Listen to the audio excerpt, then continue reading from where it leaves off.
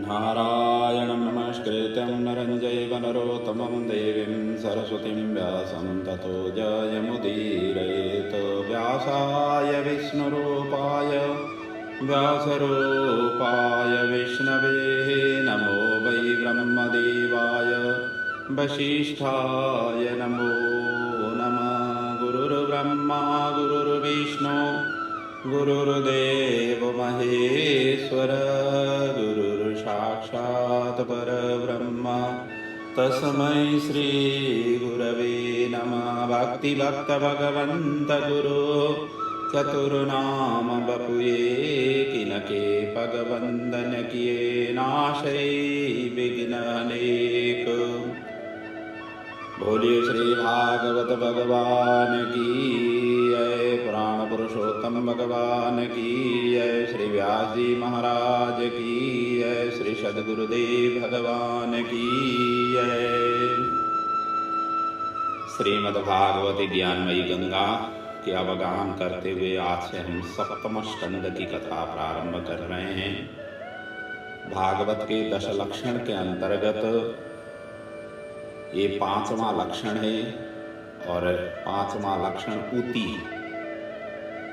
उति को कहते हैं वासना। 10 लक्षण के अंतर्गत ये उति लक्षण से युक्त है। जैसे कि कहा गया है कि अत्र सर्गो विसर्गस्स स्थानं पोषणभूतयः मन्वन्तरेषां कथा निरोधो मुक्तिराश्रयः। जैसे द्वितीय स्कंद में भागवत की 10 लक्षण बताते समय 5वां लक्षण है उति है। उति को कहते हैं वासना। और ये वासना 3 प्रकार की रहती है। एक सत प्रकार की वासना, दूसरा असत वासना और तीसरा थोड़ा सत थोड़ा असत मिला जुला, और उसको कहते हैं मिश्र वासना। ये 3 वासनाओं की यहाँ विशेष रूप से समझाने की कोशिश सुखदेव जी यहाँ पर परीक्षित को समझाने की कोशिश कर रहे हैं। और इस स्कंद में कुल 15 अध्याय है और 10 अध्याय पर्यंत सत और असत की लड़ाई है। अर्थात 1 से लेकर 10 तक की अध्याय में सद्वासना और असद वासना का विशद वर्णन है। बड़ी दिव्य प्रसंग है। और 11 अध्याय से 15 अध्याय पर्यंत मिश्र वासना का वर्णन है। भागवत कथा वक्ता और श्रोता दोनों को कल्याण करती है, दोनों को मुक्ति प्रदान करती है। यदि वक्ता भी पहुंचे हुए हो और श्रोता भी पहुंचे हुए रूप में बैठे हुए हो, क्योंकि श्रवण करने से पहले अधिकार अपने अंदर रखनी चाहिए। जो अधिकारी श्रोता है वही पहुंच सकता है। ये परमहंस संहिता है और इसकी गहन विषय को वही समझ सकता है जो परमहंस तत्वों के लिए उसकी प्यासा होकर के जो भटक रहा हो, जो मुमुक्षु हो, जो इन क्षेत्रों में लगने की कोशिश कर रहा हो और कहीं उसको आश्रय नहीं मिल रहा हो। क्योंकि कहा गया ना, आर्तो जिज्ञासु, यही व्यक्ति आर्त भी होना चाहिए भगवान की प्राप्ति के लिए, जिज्ञासु बनी होनी चाहिए, निर्मत्सर होनी चाहिए, तभी जाकर के भागवत कथा अच्छी तरह से समझ सकते हैं। अदरवाइज भागवत की कथा श्रवण की कोशिश भी नहीं करे तो ही कल्याण है। क्योंकि आपकी भी समय बर्बाद और जो वक्ता बोल रहे हैं उनकी भी समय बर्बाद, ऐसा स्पष्ट कहा हुआ है इसमें। इसीलिए हाँ, मुझे इसी जीवन में मुझे कल्याण करना है, मेरे अपने जीवन को इसी समय सार्थक करनी है। इस मार्ग पर यदि आप आरूढ़ हो गए हो और भागवत कथा की लालायित बन करके कथा की तलाश में हो, तो अवश्य ही ऐसे भक्त भागवत की आश्रय लें और जितने भी भागवत के अंतर्गत जितने भी स्तुति और भगवत चरित्रों का यहाँ पर वर्णन हुआ है वो निश्चय ही उनके मार्ग के लिए सहायक होंगे, संसार की बंधन छुटाने के लिए सहायक होंगे, विषयासक्त के बंधनों से छुटाने के सहायक होंगे और इसी जीवन में उनका कल्याण होगा। वैसे भी कहा गया है यौवन अवस्था में किया गया भक्ति इसी जीवन में कल्याण होती है। जो उत्तरा अवस्था लग गया है अगले जन्म उनकी सुधर जाती है, लेकिन लगने पर कल्याण होगा। इसका उदाहरण 9वें स्कंद में खटवांगा नाम के राजा ने प्रदान किया हुआ है। 2 घड़ी की समय थी, सारा कुछ छोड़ करके सीधा भगवान के शरणापन्न हुए, तत्काल उनकी गति हो गई। अरे यहाँ तो जीव जंतु के मनुष्य तो क्या पशु पंक्षी की भी उद्धार हुए। गजेंद्र का क्या था? गजेंद्र पशु योनि से आया हुआ, उनका उद्धार हुआ। और इसी प्रकार अन्य अन्य क्षेत्रों से भी इन सभी का उद्धार हुआ है। ऐसा दिव्यतम ग्रंथ है। तो ऐसे दिव्यतम ग्रंथ इसकी है। और ये 6वें स्कंद की कथा प्रारंभ करने से पहले, 7वें स्कंद की कथा प्रारंभ करने से पहले ये 6वें स्कंद में हमने जो चिंतन मनन किया था, पुष्टि लीला का वर्णन हुआ था, जहाँ पर विकार वासना का त्याग करके ही अनुग्रह का सदुपयोग होना ही पुष्टि लीला है, ऐसा वहाँ पर वर्णन हुआ। उसी की चिंतन मनन हुई। अनुग्रह प्राप्त करके ही सदुपयोग न करें तो दुष्ट बनता है। और इस स्कंद में उति लीला जो मैंने पहले ही बताया उसकी वर्णन है। वासनात्मक होकर के कर्म बंधन में फंसे रहना ही होती है। वासना का 3 प्रकार है जो मैंने पहले ही बताया, सत, असत और मिश्र वासना। यहाँ पर सत वासना की चरितार्थ प्रहलाद जी के चरित्र से हमें प्राप्त होती है। असत वासना की चरित्र का पोषण हिरण्यकश्यपु ने किया हुआ है तथा मिश्र वासना की पोषण मनुष्यों ने की हुई है। सत एवं असत के बीच में सत्य का ही विजय हुआ है। प्रहलाद और हिरण्यकश्यप में प्रहलाद का ही विजय हुआ। प्रारंभ के 10 अध्याय पर्यंत प्रहलाद और हिरण्यकश्यप सत और असत वासना की ही कथा है। और 11 से 15 पर्यंत की कथा में मिश्र वासना की कथा जो मनुष्य करते हैं, इनकी विशेष रूप से यहाँ पर वर्णन है। आइए अब हम विधिवत रूप से 7वें स्कंद की कथा में प्रविष्ट हो जाते हैं। परीक्षित जी ने यहाँ पर प्रश्न किया, हे मुनिवर, आपने पहले बताया कि भगवान विष्णु ने इंद्र का पक्ष लेकर दैत्यों का संहार किया। ऐसा क्यों किया? ईश्वर तो सर्वत्र और सम होते हैं, तो क्यों ये विषमता उनकी व्यवहार उन्होंने की? दैत्य पापी होते हैं, लेकिन वृत्रासुर तो भक्त था और उनको क्यों उन्होंने हत्या की? समः प्रिय सुहृद ब्रह्मन् भूतानां भगवान स्वयं इंद्रियस्यार्थे कथम दैत्यान् अवदीत विषमो यथा। इन्होंने क्यों विषम चरित्र वहां पर प्रस्तुत किया? और सुखदेव जी कहते हैं, राजन, आपने अति उत्तम प्रश्न पूछा, साधु पृष्ठ। और वैसे भी कहा जाता है क्रिया में द्वैत होता है, भाव में तो अद्वैत ही रहती है। अद्वैत भाव में केवल भाव में ही अद्वैत रहती है। जैसे घर में माता भी हैं, पत्नी भी हैं, बहन भी है, बिटिया भी है, सभी है, सभी स्त्री प्रजाति हैं, लेकिन सभी के प्रति हमारा प्रेम तो समान होता है, सबके प्रति आदर और सम्मान तो समान होता है, लेकिन व्यवहार में हम पत्नी की तरह माता, बहन, पुत्री की प्रति हम नहीं करते, क्योंकि जब व्यवहार में उतर जाते हैं फिर स्पेशलाइज बन जाता है। और इसी तरीके से इसीलिए शंकराचार्य ने भी कहा हुआ है, भावाद्वैतम सदा कुर्यात् क्रियाद्वैतम न तर्हिचित। भाव में अद्वैत भाव हो जाती है, लेकिन क्रिया में कभी नहीं करना चाहिए। असुर जो भगवान के हाथों से मर जाते हैं या मारा जाता है या संहार हो जाती है, वो वहां पर मर नहीं जाते, उनका कृपा होती है, उनके उद्धार हो जाती है।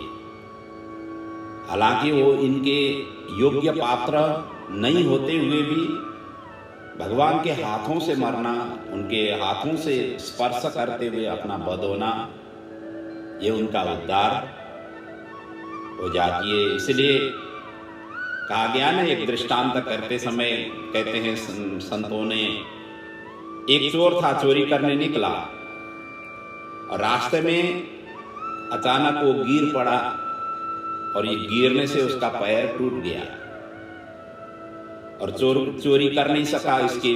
अब जब पैर ही टूट गया तो कहाँ चोरी करने जाएं? अब इसको क्या कहें?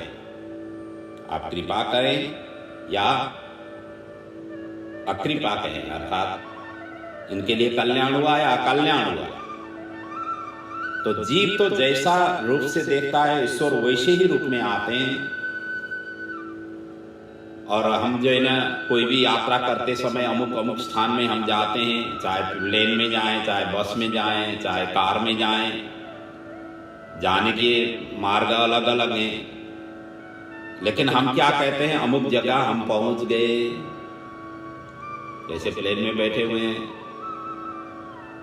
अमेरिका आ रहे हैं, तो प्लेन उतर गया अमेरिका में, तो हम क्या कहें, अमेरिका आ गया। लेकिन अमेरिका तो यहीं का यहीं था, वो प्लेन उड़ करके अमेरिका में आया हुआ है। लेकिन पहुंचने का क्रिया ये अमेरिका का नहीं है, उस कंडीशन में पहुंचने का क्रिया प्लेन का है। तो इसीलिए परमात्मा व्यापक, निराकार एवं आनंद रूप में है। और निष्काम भाव से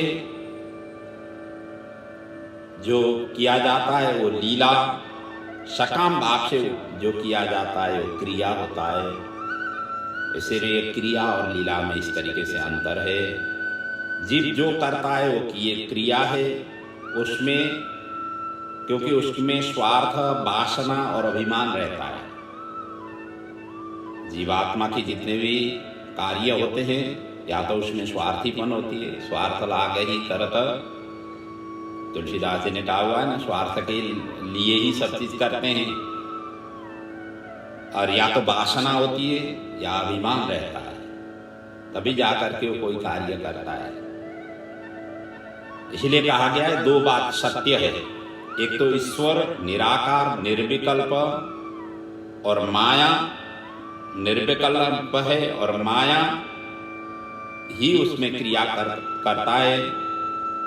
और दूसरा है ईश्वर परिपूर्ण एवं सम है और जगत विषम है।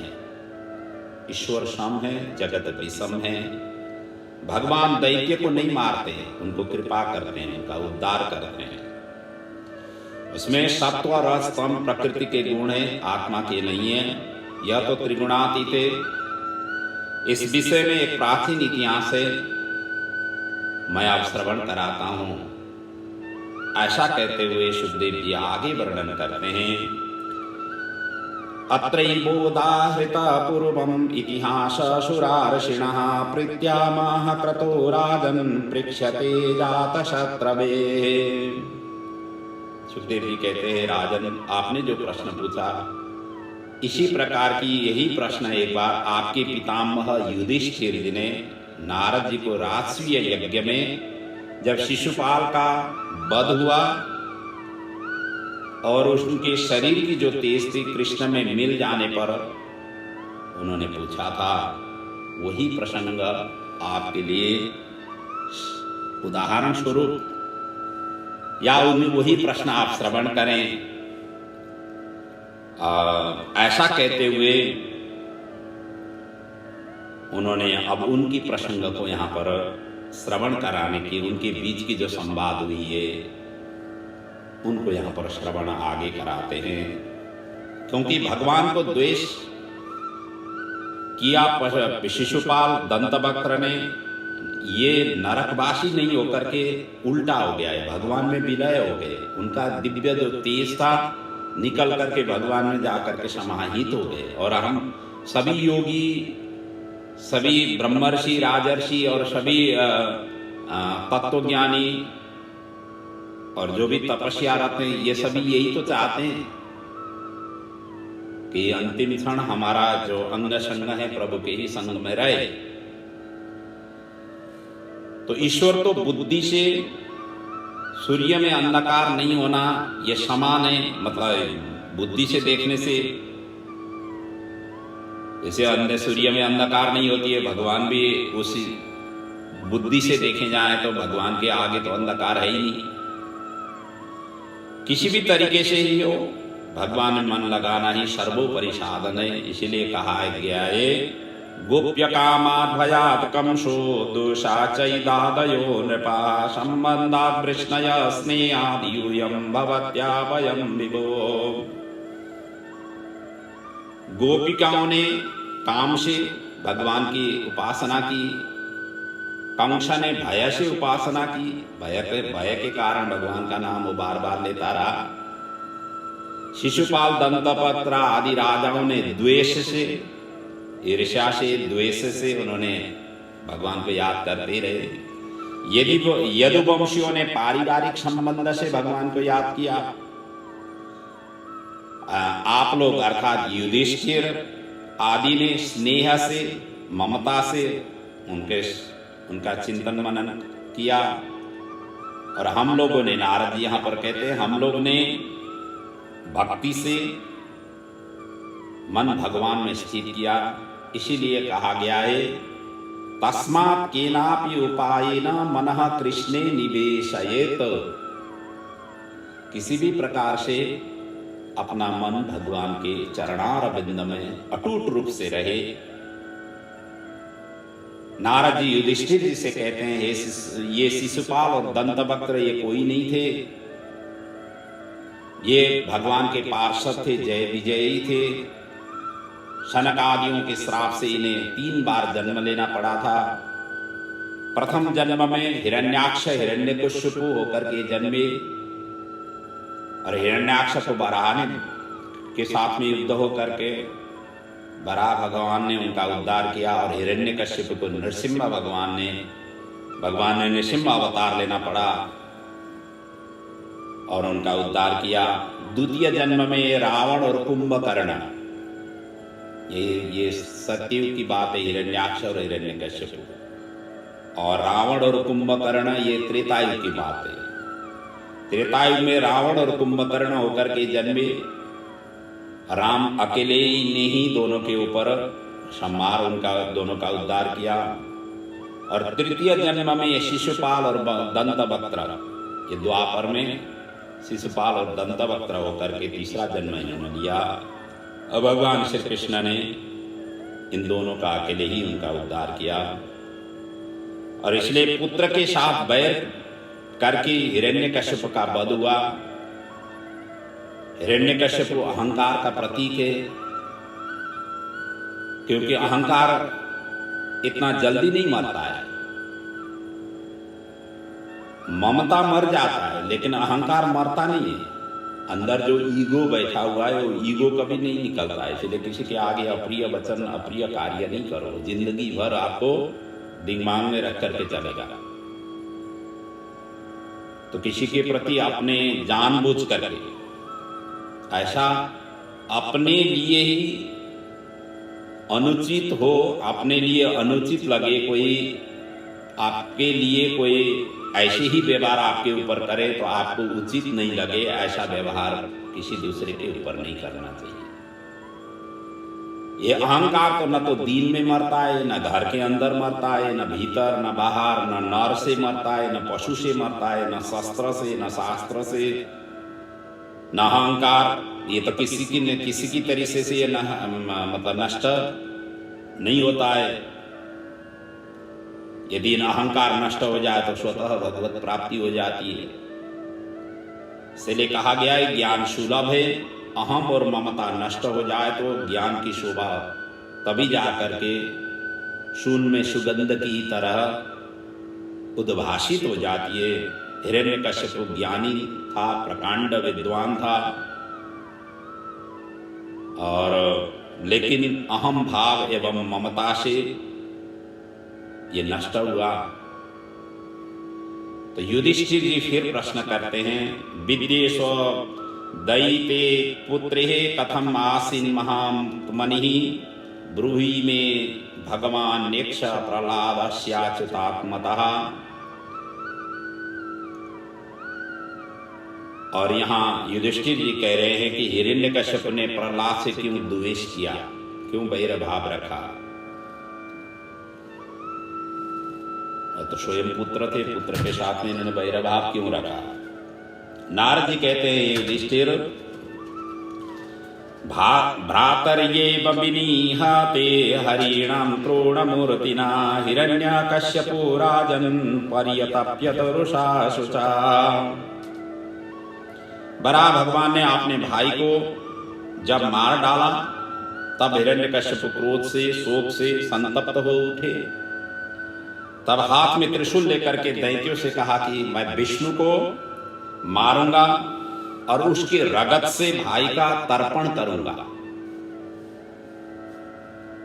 भीष्म जी ने भी ऐसे, भीम जी ने भी यही तपस्या प्रतिज्ञा की थी कि दुशासन ने जब साड़ी खींच रहा था द्रौपदी को, तो उसकी छाती की लोहू मैं लेकर के पीऊंगा, ऐसा उन्होंने ऐसा कठोर प्रतिज्ञा उस समय किया था। जब ये पाशा खेल रहे थे वहां पर ये जो घटना घटी थी द्वितीय क्रीड़ा में, तो तर्पण करूंगा, तुम लोग शीघ्र जाकर के पृथ्वी में शीघ्र जब तप करने वाले को मार डालो। यथा यत्र तत्र द्विजागावो वेदावरणाश्रमा क्रिया तम तम जानपदं यात सन्नीपयत वृश्चतः। जहां ब्राह्मण की समाज वर्णाश्रम का प्रचार हो, गौशाला हो, वेद हो और पुराणों का प्रवचन हो, यज्ञादि अनुष्ठान हो, वहां वहां जाकर के तुम लोग आग लगा दो। माता को भी मैं ज्येष्ठ भ्राता मारने वाले को मारता हूं, उसको बच करके मैं शांत होऊंगा, ऐसा कह करके उसने समझाया। सबको ज्ञानोपदेश तो देता था, परंतु अंदर उसकी भावना दूषित थी, असत वासना थी। उपदेश देने में माहिर था, लेकिन यदि उपदेश देने वाले के अंदर में भावना दूषित हो तो उपदेश कहां तक टिक पाएगी। इसलिए पात्रता जिसके अंदर में हो वही ज्ञान की बौछार करे तो ही सभी के लिए सुपाच्य हो जाती है। एक बार एक गृहस्थी का पुत्र मर गया, साधु वहां पर पहुंचे, साधु ने समझाया, कहते हैं जहां से आया था वहीं चला गया, शोक त्यागो। और ये न के न प्रकार है ना, उन्होंने भाभी को प्रबलता समझते हुए शोक संतप्त से वो निवृत्त हो गए। और एक दिन वही साधु के यहाँ वही गृहस्थी पहुंचे जिनका पुत्र मरने पर ये आए थे। तो साधु उस समय रो रहे थे। उन्होंने पूछा क्यों रो रहे हैं? तो आपने तो मुझे समझाए थे कि ये जो है ना जहां से आया था वहीं पर चला गया, इस तरीके से आप इस ब्रह्म ज्ञान की बातें कर रहे थे। तो साधु ने क्या उत्तर दिया? कहते हैं कि वह तो आपका पुत्र था, अब इस बार तो जो पुत्र की मृत्यु हो गई वो मेरा है। ये जब अपने ऊपर में जब घटित हो जाता है वही कार्य, उनसे सहन नहीं हो पाती है। इसलिए जब तक अहम और ममता रहता है ज्ञान का पाचन नहीं हो सकती है, कोई वक्तव्य वेदांत का करते हैं और प्रेम कहाँ करते हैं? संसार के प्रति प्रेम करते हैं, सांसारिक वस्तुओं के प्रति प्रेम करते हैं, लत्ते कपड़े के प्रति प्रेम करते हैं। और ये संसार के प्रति जब तक वासना रहेगी तब तक वो वेदांत की जो वाक्य है, क्योंकि वेदांत ये सब चीज छोड़ो तब जाकर के वेदांत में प्रवेश करो, वेदांत ये सिखाती है। तो वेदांत प्रवचन करने से पहले, वेदांत की ज्ञान बांटने से पहले, वेदांत के अनुकूल अपनी योग्यता है या नहीं है पहले वो पहचान करो, तब जाकर के वेदांत की व्याख्या करने से फिर घटित हो जाती है। इसलिए तो साधु संतों की बात ज्यादा हर कोई व्यक्ति श्रवण करते हैं, बड़े चाव दे करके उनके अंग संग में रहना चाहते हैं, क्योंकि साधु संत ये सब चीज त्यागे हुए होते हैं। जो विरक्ति होते हैं, जो सन्यासी होते हैं, उनको ये कोई लेना देना नहीं होता है, और उनके आगे कोई विपत्ति संपत्ति कुछ भी दिखाई नहीं देता है। वो तो समान भाव से सभी के ऊपर करते हैं, क्योंकि उनकी इस तरीके की व्यवहार करने से ही वो संत की पदवी उन्होंने प्राप्त किया हुआ है। और संत ऐसे नहीं आए, भक्तमाल उठा करके देखिए, जितने भी प्रसिद्ध संत हुए कोई न कोई भगवान के अंश या अंश अवतार के विभिन्न रूप में आए हुए। तो इसलिए ऐसे दिव्यतम महात्माओं का जो आगमन हुआ, जिन्होंने पूरे समाज को परिवर्तन करके चले गए, ऐसे विशाल महात्मा कहते हैं, महान आत्मा यस्य सह महात्मा, जिनकी आत्मा विशाल हो, जो सर्वत्र समान भाव से व्यवहार करे। तो इसलिए साधु संतों के पास में जाने से सभी प्रकार की क्लेश, द्वेष, विषम, ये सभी की सभी ऑटोमेटिकली शांत हो जाती है। तो यहां पर दैत्यों ने उसी प्रकार से ध्वंसात्मक क्रिया करने लगे, जैसे हिरण्यकश्यप ने सभी को बताया था, सर्वत्र हाहाकार मच गया। माता तथा वधू को भी उसने समझाया, अपने माता को भी समझाया, और हिरण्याक्ष की पत्नी को भी उसने समझाया, और समझाते हुए कहा कि अम्बाम्बा हे वधू पुत्रा वीरा मारहार्थ सोचितुम रिपुराभिमुखे श्लाघ्य सुराणां वदैर्षिता। इस विषय में उशीनर देश का प्रतापी राजा और उनके संतप्त परिवार के बीच हुआ घटना को उन्होंने दृष्टांत के रूप में समझाया। राजा युद्ध में, उनके राजा युद्ध में मर गए थे, पत्नी सहित शोक में पड़े हुए थे, सूर्यास्त होने आया, अग्नि संस्कार नहीं हुआ था। यमराज बालक बन करके आए और समझाने लगे, जीव मरने के बाद वापस नहीं आता, आत्मा ही अमर है। तब उन्होंने शोक को त्याग करके अग्नि संस्कार किया। ये उदाहरण से माता दीति पत्नी ऋषभानु को भी शोक से मुक्त कर दिया, और हिरण्याक्ष का उसने औरदेही क्रिया सुसंपन्न किया। इति दैत्यपतिर वाक्यम द्वितीयाकर्ण शश्नुषः पुत्र शोकम क्षणात् त्यक्त्वा तत्त्वे चित्त धारयत। नारद जी आगे कहते हैं युधिष्ठिर को, और यही सुखदेव जी परीक्षित जी को समझा रहे हैं। हिरण्यकश्यप ने सोचा कि पहले तो मैं अजर अमर बनूं, तब विष्णु से युद्ध करूं, इसलिए तपस्या के लिए मंदराचल पर्वत में गया। पत्नी कयाधु ने पूछी कि कब वापस आएंगे, और वैसे पूछना नहीं चाहिए। कोई स्वामी जो है घर से बाहर जा रहे हैं, कोई बड़े लोग कहीं जा रहे हों, उनको पूछना नहीं चाहिए। और यहाँ पर स्त्री स्वभाव, चंचल स्वभाव, उन्होंने पूछ लिया कब वापस आओगे। हिरण्यकश्यप ने कहा कि सिद्धि प्राप्त करके आऊंगा। और ये कथा विष्णु पुराण में है, विशेष रूप से बृहत रूप से व्याख्या की गई है। तो इधर जो है ना, हिरण्यकश्यप तपस्या के लिए चल पड़ा। ये लगते ही देवताओं ने अपने गुरु बृहस्पति से कहा कि तपस्या में विघ्न करिए, किसी भी तरीके से इसकी तपस्या विघ्न हो। ऐसा कोई उपाय करिए। तो बृहस्पति जी ने इन सभी का बात स्वीकार करते हुए तोते का रूप धारण करके जिस वृक्ष के नीचे हिरण्यकश्यप तप करने लगा था उसी के ही टहनी में तोता बन करके वहां पर बैठ गए। और जैसे इन्होंने तप प्रारंभ किया वैसे ही तोते ने नारायण ऐसा उच्चारण कर दिया। और हिरण्यकश्यप ने सोचा जिसको मारने के लिए मैं तप करने आया था उसी का नाम मेरे सबसे पहले कानों में श्रवण हुआ, इसलिए उसने विघ्न, इसको विघ्न सोचा। प्रथम ग्रासे मक्षिका पातनम, कहते हैं ना पहले घास में ही यदि मक्षिका मतलब कोई कीड़े पड़ जाए, कीड़े दिखाई दे और उसी टाइप की इनकी मनोवृत्ति हो गई और मुंह लटका करके वहां से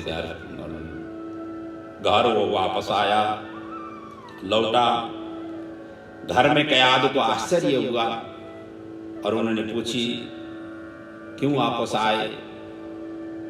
तो एक तोते ने नारायण कहा,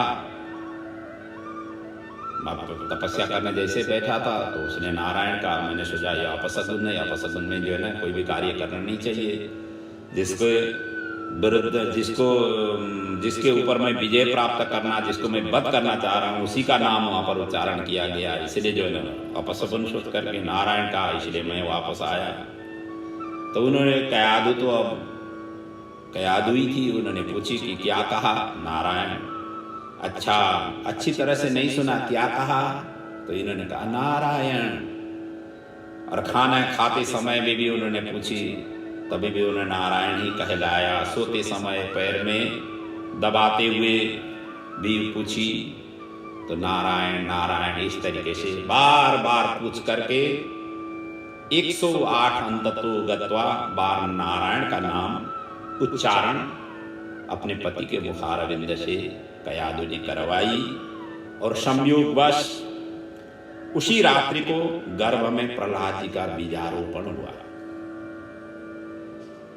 और कामातुर पति को पत्नी की मीठी बोली से नारायण कहवाई तो पत्नी असल हुई तो पति और संतान सुधार सकती है। इधर कयादु गर्भवती हो गई। कश्यप दूसरे दिन तपस्या के लिए वापस चला गया और कठोर तपस्या उसने प्रारंभ की। और तब कैसा था यहां पर वर्णन है। सतेपे मंदरा द्रोण्याम तपः परम दारुणाम ऊर्ध्वबाहुर्नभो दृष्टि पादांगुष्ठाश्रिता बनी। उसकी दृष्टि तो आकाश में है और बाहु भुजा उसने फैला करके पैर के अंगूठा जो पृथ्वी में स्थिर किया हुआ, अंगूठे के ऊपर वो खड़ा है। और इस प्रकार से इसने 36,000 वर्ष इसने तपस्या की।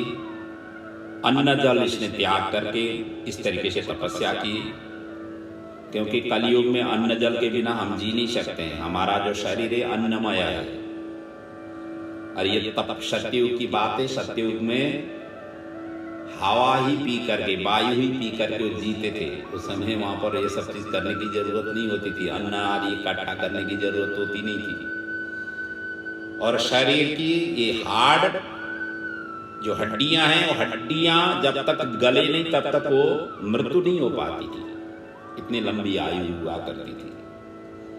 त्रेतायुग में हड्डी से बाहर आकर के श्वास प्रश्वास रहने लगा। और द्वापर में ये स्किन के अंदर, त्वचा के अंदर श्वास प्रश्वास रहने लगा। और वही श्वास प्रश्वास कलयुग में अन्न में आकर के टिका हुआ है। यदि आप अन्न और जल नहीं ग्रहण करेंगे तो हमारा शरीर सरवाइव नहीं कर पाएगा, आगे बढ़ नहीं पाएगा, जब मृत्यु को प्राप्त होंगे। और तप से शुद्धि हो जाती है, यह निश्चय है। परंतु हेतु इनकी अशुद्धि थी। हिरण्यकश्यप का जो भाव था, जिस उद्देश्य से उसने तपस्या किया था, तो तपस्या की जो भाव थी वो भाव अशुद्ध था। और ऐसे को पता नहीं होता है। यदि भाव अशुद्ध हो तो कहां से उनकी उन्नति हो।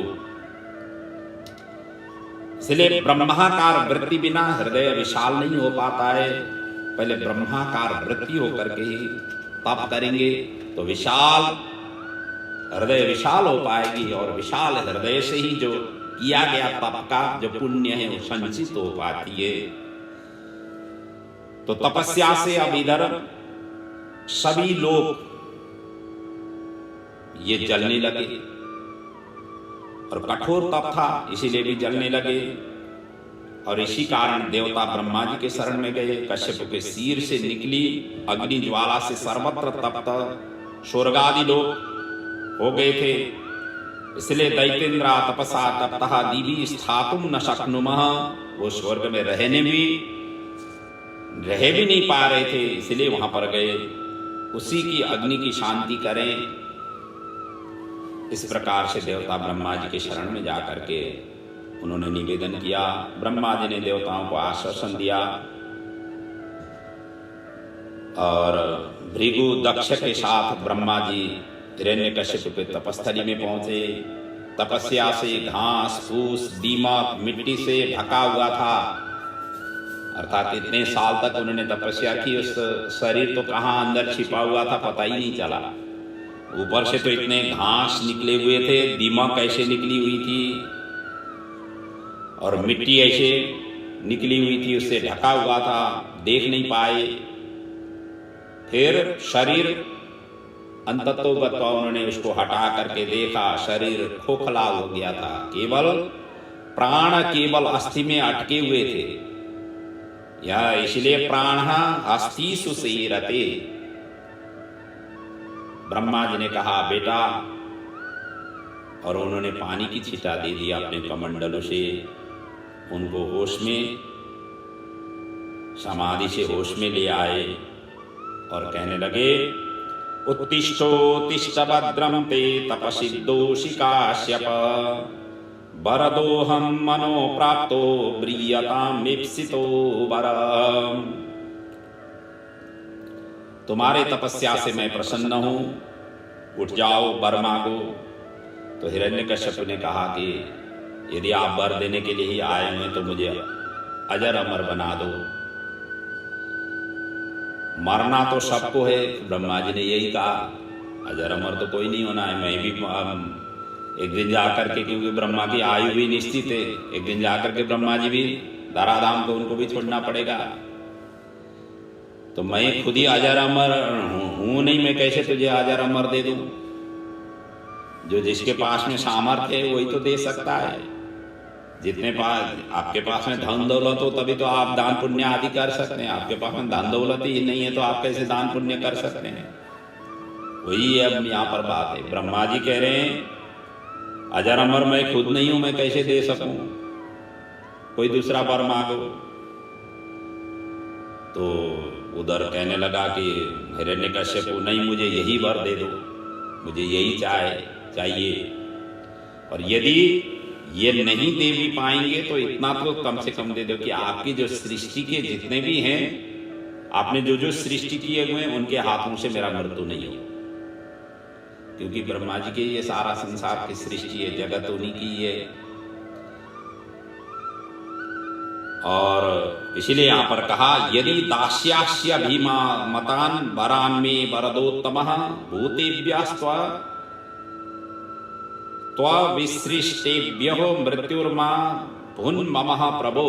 अर्थात आपकी जितने भी सृष्टि हैं, रचा हुआ जितने भी किसी भी प्राणी से मेरी मृत्यु न हो, न तो भीतर न बाहर, न दिन न रात, न पृथ्वी न आकाश, न नर न मृग, शूर न अशूर, शस्त्र अस्त्र, इससे किसी से भी मेरी मृत्यु नहीं हो। और इससे पहले उसने ब्रह्मा जी को यहाँ हमसारोण स्तोत्रों से 9 श्लोकों से उसने ब्रह्मा जी का स्तुति गाया था। स्तुति गाने के पश्चात इसने वरदान मांगा था। और ब्रह्मा जी अंततो गत्वा विवश हो गए।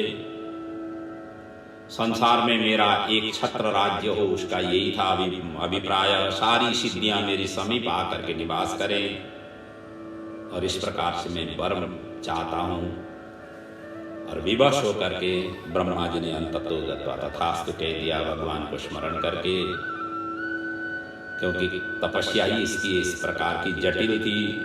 यद्यपि वो वर से दुर्लभ था, फिर भी उन्होंने इस प्रकार से तथास्तु कह दिया। और आगे जाकर के नारद जी कहते हैं, युधिष्ठिर वर प्राप्त करके हिरण्यकश्यप बड़े खुश प्रसन्न होकर के राजधानी लौटा। इधर कयादु ने प्रहलाद का जन्म दिया था।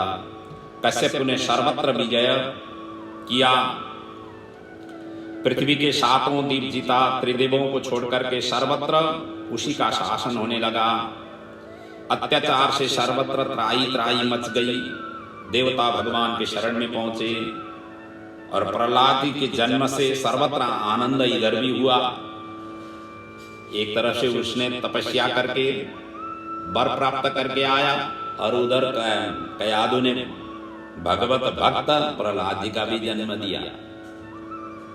एक तरफ असद वासना का पराकाष्ठा हो रहा है और सद वासना के भी साथ में उदय हो रहा है।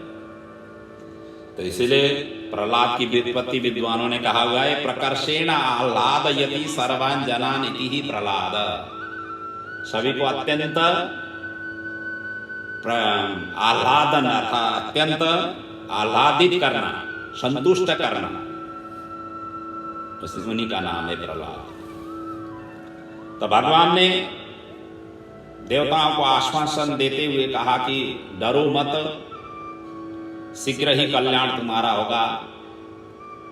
अर्थात देवताओं की कल्याण शीघ्र ही होगा, क्योंकि शास्त्र कहती है, यदा देवेषु वेदेषु गोषु विप्रेषु साधुषु धर्मे मयि च विद्वेष सवा आशु विनश्यति। जब हिरण्यकश्यप भक्त प्रहलाद से बैर करेगा, तब मैं उसे निश्चय ही मार डालूंगा। और जब जब देव, वेद, गाय, विप्र, ब्राह्मण, साधु और धर्म के ऊपर और मेरे ऊपर भी जो जो विद्वेष हो जाएगी, तब जा करके उनका निश्चय ही विनाश हो जाती है। और जब प्रहलाद के ऊपर द्वेष करेगा, तब तो निश्चय ही मार डालूंगा। अनिश्चेपि वरोर्जितम, यदि श्रेष्ठ उसने वर लिया हुआ है तो भी वो मारा जाएगा। और आगे जाकर के कश्यप के 4 पुत्र हुए, उनमें से छोटा था प्रहलाद, जो दैत्य कुलोत्पन्न होकर के भी शील संपन्न थे। कहते हैं ना, ब्रह्मण्य शील संपन्न सत्य संदो जितेंद्रिय आत्मा वत सर्वभूतानां एकः प्रिय सुहृतमः। ये भगवत भक्त का लक्षण है। प्रहलाद में यही गुण उनके अंदर में था। आत्मावत सर्वभूतानां, सभी को अपने ही जैसे देखते थे। इसलिए तो कहा गया है, पहले ब्रह्माकार वृत्ति अपने अंदर में आया तो सारा ब्रह्मांड को ब्रह्ममय ही दिखता है। अपने अंदर में जैसी वासनाएं हैं, वही वासनाएं ही प्रतीक्षाई होकर के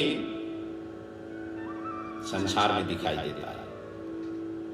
इसलिए अपने अंदर में ब्रह्माकार वृत्ति की उदय हो, इस कार्य के लिए भागवत की विभिन्न प्रसंगों से हमारे अंदर में वो जागृत हो, इस तरीके की अपनी साधना में लगना चाहिए। इधर प्रहलाद को मान, प्रतिष्ठा, अहंकार ये कुछ भी उनको छू नहीं पाया था, क्योंकि भगवान भक्त को ये से मान, प्रतिष्ठा, इनमें उलझने की उनके समय नहीं होता है। कोई मान दे कि सम्मान दे कि कोई प्रतिष्ठा दे, आओ, ये कुछ भी उनके पीछे भागता ही नहीं न किसी के, क्योंकि उनके तो साधना पथ में अनवरत रूप से साध्य तत्व की प्राप्ति के लिए उनका लगा हुआ होता है। तो वो तो चलते फिरते, खाते पीते, उठते बैठते, हर पल समय में भगवान के चिंतन किया करते थे। कभी वो रोते थे, कभी हंसते थे, कभी गाते थे, कभी कूदते थे, कभी समाधिस्थ हो जाते थे। बड़ा विचित्र हाव भाव, कटाक्ष, ये सब चीज प्रहलाद के बचपन से ही ये सब प्रदर्शित होने लगा। अद्भुत स्वरूप, क्योंकि दैत्य बालक जितने भी थे वहां पर, वो सभी से अद्भुत अलग स्वरूप से ये अपने दिनचर्या इस तरीके से प्रदर्शित करने लगे। कश्यप को यह पुत्र की दशा से वो चिंतित होने लगे और द्वेष करना उन्होंने आरंभ कर दिया, और जो अंत में उसका मृत्यु का कारण हुआ। पितुः पुत्राय यद्वेषो मरणाय प्रयोजित। पिता ने पुत्र के प्रति जो द्वेष किया वो मृत्यु का ही कारण बना। युधिष्ठिर ने यहाँ पर नारद जी से पूछा कि पिता स्वभावतः पुत्रों के प्रेम करते हैं। समाज में तो यही देखा जाता है, अपने संतान के ऊपर माता पिताओं के इतना स्नेह रहता है। पुत्रों के लिए, संतानों के लिए ही माता पिता रात दिन मेहनत करते हैं, उनकी जीवन सुयोग्य बने, उनकी शिक्षा दीक्षा अच्छी बने। हमारे भी माता पिता ने वही त्याग और तपस्या की और हम यहाँ तक पहुंचे हैं, और हम भी अपने संतानों को यही चाहते हैं कि वो सुयोग्य बन करके निकले। हर माता पिता की ख्वाहिश यही रहती है। लेकिन यहाँ पर तो ये उल्टा आपने श्रवण कराया, फिर शत्रु के समान द्वेषी क्यों होगा, मरण का कारण क्यों हुआ? तो नारद जी कहते हैं, ये युधिष्ठिर, हिरण्यकश्यप ने शुक्राचार्य को पौरोहित्य में नियुक्त किया था। उनके 2 पुत्र थे, षंडा और अमर्क, जो दैत्य बालकों को ये राजनीति सिखाते थे, और प्रहलाद को उनकी ही पाठशाला में पढ़ने नियुक्त कर दिया। और प्रहलाद में तो तीक्ष्ण बुद्धि था, जिनकी ब्रह्माकार वृत्ति हो जाती है, उनकी बुद्धि ऐसे विशाल और तीक्ष्ण हो जाती है, और ऊपर से इनका भक्ति का रंग चढ़ा हुआ था। और सिखाना ये चाहते थे भेद बुद्धिदायक, क्योंकि राजनीति में तो वही होती है, साम दाम भेद नीति, ये सब चीज राजनीति की होती है। और ये दैत्य बालक यही सिखाना चाहते थे, षंडामर्क, परंतु वो तो समान बुद्धि वाले थे, भक्ति का रंग उनके ऊपर में चढ़ गया था, और बुद्धिदायक कहाँ से तालमेल हो। एक दिन दैत्यराज ने गोद में लेकर के पुत्र को पूछा कि बताओ पुत्र, आपने क्या पढ़ाई की अभी तक? तो प्रहलाद जी ने कहा कि जगत स्वार्थ परक है, परमात्मा निस्वार्थ है, निस्वार्थी है। पुत्रादि में अहंता ममता चित्त सदा उद्विग्न रहता है, इसलिए इनके ऊपर में अहंता ममता ये सब चीज छोड़ना चाहिए। अतः हरि आश्रय लेना चाहिए। यदि घर में नहीं होता हो तो वन में जा करके हरि की आश्रय लेना चाहिए, यही उत्तम मार्ग है, यही मैंने सीखा। और ऐसा कहते हुए प्रहलाद जी पिताजी को अब यहाँ उपदेश दे रहे हैं। तत्साधु मन्ये सुरवरीय देहिनां सदा समुद्विग्न धिया शतगृहात् हित्वात्मपातं गृहान्धकूपं वनं गतो यद् हरिमाश्रयेत। ये दिव्य जो भी भगवान के जो भक्त हैं, इन भक्तों ने जो भी स्तुति गाए हैं, ये स्तुति ही तो है भागवत। भागवत कोई दूसरा तो नहीं है। जो प्रहलाद जी ने यहाँ पर ये सारा दर्शन उड़ेल दिया यहाँ पर पिताजी के आगे, जो वेदांत का दर्शन है, जो उपनिषद का जो सार है, हर भक्तों ने ऐसे तो उड़ेल दिया। वृत्रासुर ने जो स्तुति गाई उन्होंने वहां पर उड़ेल दिया, यहाँ पर प्रहलाद जी उड़ेल रहे अपने पिताजी को। पूरा पूर्ण रूप से वैराग्य हो जाओ, इन सभी आसक्तियों को, बंधनों को छोड़ करके, यदि घर में बैठे बैठे छूट नहीं पाता है तो जंगल का आश्रय ले लो, वानप्रस्थी हो जाओ, इसी में ही कल्याण है। पति पत्नी के बीच में कपट है, छल है। कैसे? बीमार हुए, या पति या पत्नी कोई भी बीमार हुए, 2-4 हजार खर्च भी करेंगे, 2-4 बार ऑपरेशन भी होगा, जो कुछ भी होगा करेंगे, 2-4 मास तक वो प्रतीक्षा भी करेंगे, अब तो कम से कम ठीक हो जाए, ठीक हो जाए। इसके बाद में भी ठीक नहीं हुए तो कहने लगेंगे अब कुछ हो जाए, अर्थात कुछ हो जाए नहीं, अब जो है ना भगवान इनको ले ले। कुछ हो जाए का मतलब यही होता है। माता पिता के प्रति बच्चों का भी यही होता है। और कुछ ये सब चीज उनके लिए भी करेंगे। जब ये सब चीज करने के पश्चात भी कुछ उनको दिखाई नहीं देता है तो सोचते हैं कि मैं छुट्टी लेकर के आया हुआ हूं, अब कुछ हो जाए। बेटा ऐसा कहता है, कुछ हो जाए का मतलब माता पिता का जो है ना शरीर पूरा हो जाए, जय श्री कृष्ण हो जाए, तो उनका ऊर्ध्वदेही क्रिया करके फिर समाज में मुंह भी तो दिखाना होता है। और इस बार जो है ना इतना छुट्टी लेकर के आया हुआ हूं, फिर बार बार आया नहीं जाएगा, मैं यहाँ से चला जाऊं और इधर कुछ हो जाए। कुछ हो जाए मतलब जय श्री कृष्ण हो जाए इनकी, फिर मुझे आने में फिर तकलीफ होगी या आ नहीं पाऊंगा, तो उस समय भी वो कुछ हो जाए। क्योंकि ये स्वार्थ से सभी सने हुए हैं, एक दूसरे को इसी की भावना से कर जाते हैं। पति हो तो दूसरा शादी करेगा, ये तो सब चीज तो कपटी तो है, ये कपटी तो है।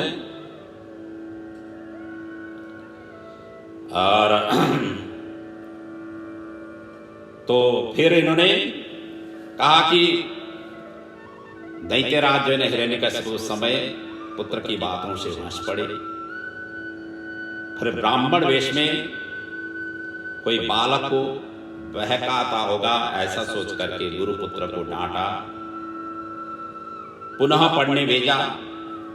इस बार षंडामर्क ने उसे धर्म अर्थ काम संबंधी शिक्षा उन्होंने प्रदान की। दैत्यराज ने इस बार पूछा, क्या पढ़ा बेटा? तो उन्होंने उस समय उत्तर दिया कि नवदा भक्ति के विषय में उन्होंने व्याख्या की। कहते हैं, श्रवणम कीर्तनम विष्णु स्मरणम पाद सेवनम अर्चनम वंदनम दास्यम सख्यात्मा निवेदनम। यह संसार तो असार है, इसलिए पिताजी भगवान विष्णु की नवदा भक्ति से कल्याण होगा। मैं तो यही मानता हूं, तन मन धीतम उत्तमम। इसलिए नवदा भक्ति के आश्रय लेकर के भगवान की भजन करना चाहिए, भगवान का आश्रय लेना चाहिए। और नवदा भक्ति का उदाहरण पुराणांतर में ऐसा वर्णन है, किस किस ने नवदा भक्ति का अनुगमन किया, पालन किया। इसके लिए एक श्लोक पुराणांतर में वर्णन है। श्री विष्णु श्रवणे परीक्षित अवबत वैयासकी कीर्तने प्रह्लाद स्मरणे तदंग्रि भजने लक्ष्मी पृथु पूजने अक्रूरस्त्वभिवन्दने कपिपति दासीथ सख्यर्जुना स्वरवाहात्मं निवेदने बलिरभूतो कृष्णाप्तिरे सांभलम्। देखिए, श्रवण भक्ति के आचार्य हैं परीक्षित, और परीक्षित अवबत वैयासकी कीर्तने, कीर्तन के आचार्य हैं सुखदेव। स्मरण के आचार्य हुए हैं प्रहलाद जी। चरण सेवा के श्रेष्ठतम है महालक्ष्मी। पूजन के आचार्य हुए हैं पृथु। अभिवादन के आचार्य हुए हैं अक्रूर। और दास्य भक्ति के आचार्य हुए हैं हनुमान। और सखा भाव के आचार्य हुए हैं अर्जुन। और समर्पण के आचार्य हुए हैं बलि राजा। यह सुनते ही दैत्यराज को क्रोध से इतना उत्पन्न हुए और गोद से उनको पटक दिया, गोदी से निकाल करके पटक दिया जमीन में। ये क्षमा की योग्य नहीं है, मेरा ही शत्रु का नाम लेता है। षंडामर्क को उसने डांटा। उन्होंने कहा, महाराज नैसर्गिकीयम मतिरस्य राजन। षंडामर्क कांपते हुए उनके आगे कह रहे हैं कि इनके जो है ना ये जो ज्ञान इन्हें प्राप्त हुआ है, हमने कुछ सिखाया नहीं है। नैसर्गिकम, ये स्वतः अपने आप ही प्रकट हुआ है। इस तरीके से वो उत्तर दे रहे हैं। दैत्य को मारने की उन्होंने आज्ञा प्रदान की। जो दैत्य थे अपने सेवक थे, उनको कहा कि इनको ले जाकर के वध करो। और राक्षस जो दैत्य थे वो मिलकर के प्रहलाद को मारने का प्रयत्न इसके आगे अब करने लग जाते हैं। पहले तो शूल का प्रयोग किया गया, फिर खड्ग का प्रयोग किया गया, भाले से, गदा से, लेकिन आश्चर्य हुआ कि वो मरे नहीं। वो तो तलवार में भी भगवान ही देखते थे। विष्णु शस्त्रेषु यस्मासु मही चासो व्यवस्थितः, तो जहां कहीं भी भगवान ही देखते थे। तो प्रहलाद जी ने कहा, दैत्यो, जिन्होंने जो वध करने के लिए आए हुए उनको ही कह रहे हैं, विष्णु तो तुम्हारे शस्त्र में, तुम में और मुझ में सर्वत्र है, भगवान सर्वत्र है। फिर उसके पश्चात उन्होंने हाथी के नीचे ले जाकर के दबा करके मारने का प्रयत्न किया, वो भी निष्फल हुए। अंधेरे कमरे में सभी तरफ से बंद करा दिया, अन्नपान आदि से उनको त्याग करा दिया। और उस समय लक्ष्मी जी खाना लेकर के, उनके स्वर्ण थाली में खाना लेकर के पहुंची सेवा करने। ये सब चीजें उन्होंने देखा। तो कश्यप ने पूछा, किसने खाना दिया? प्रहलाद जी कहते हैं, गर्भ में जिसने मुझे पोषण किया उन्होंने ही यहाँ पर भी खाना दे दिया।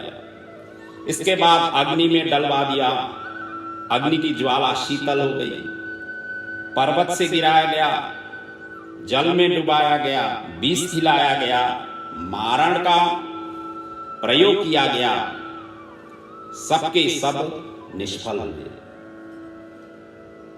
क्योंकि हरि आश्रय से क्या नहीं होता है।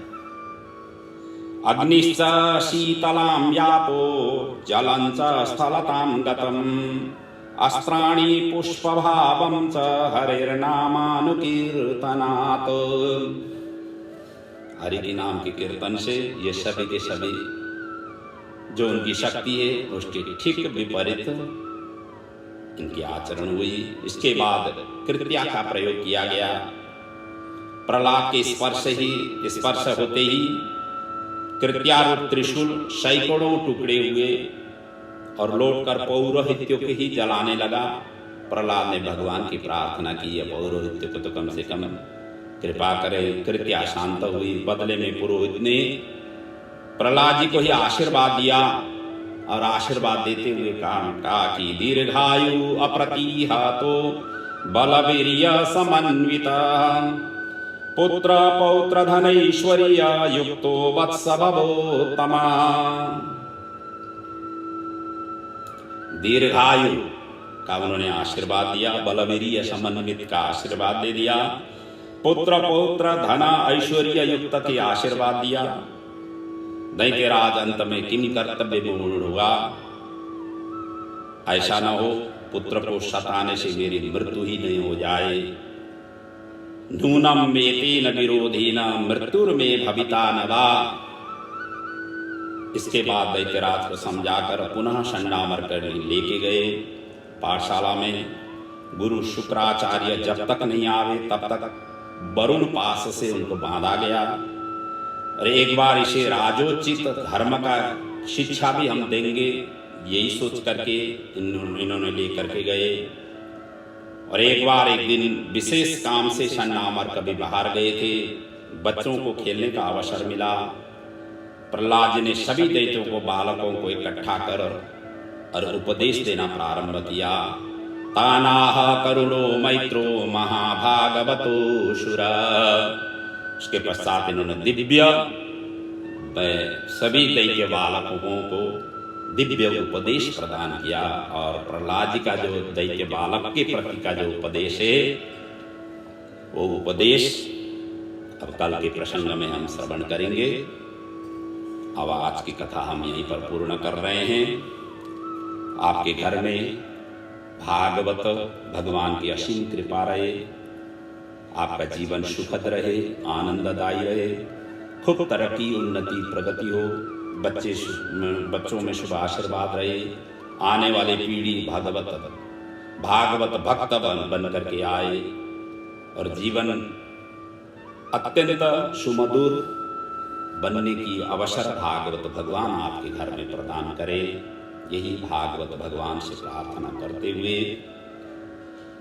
मैं अपनी वाणी को यहाँ पर आज की प्रसंग को पूर्ण करते हुए विराम ले रहा हूँ। ओम पूर्णमदः पूर्णमिदं पूर्णात् पूर्णमुदच्यते पूर्णस्य पूर्णमादाय पूर्णमेवावशिष्यते। बोलिए श्री भागवत भगवान की जय। पुराण पुरुषोत्तम भगवान की जय। सद्गुरुदेव महाराज की जय।